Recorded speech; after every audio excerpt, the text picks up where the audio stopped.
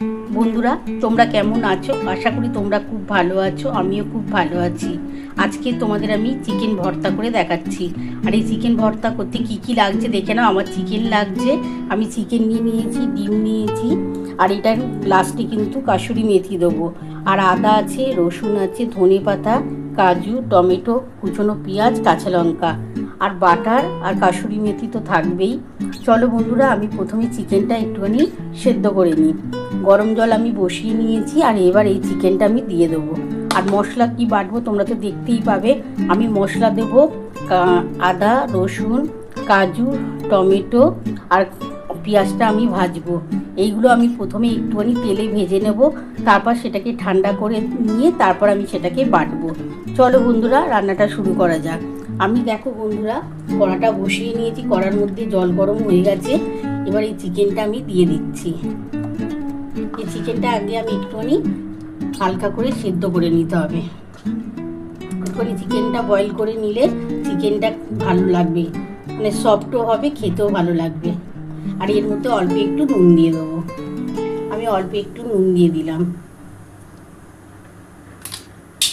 চিকেনটা একটুখানি বয়েল হয়ে যাক, তারপর তোমাদের দেখাচ্ছি কিভাবে করছি।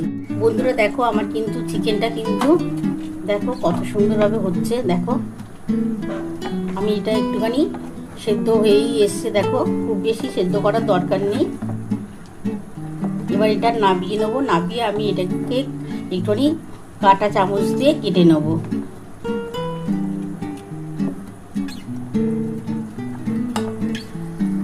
বন্ধুরা দেখো, আমার কিন্তু চিকেনটা কিন্তু দেখো বয়েল করা হয়ে গেছে।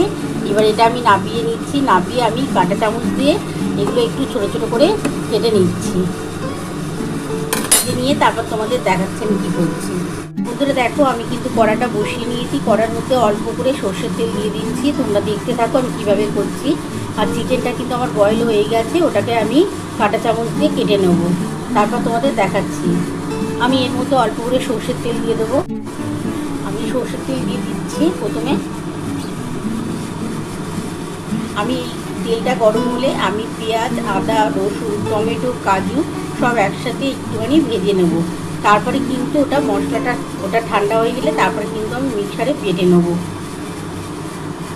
বন্ধুরা দেখো, আমার তেলটা গরম হয়ে গেছে। আমি তেলের মধ্যে প্রথমে কি দিচ্ছি তোমরা দেখতে থাকো।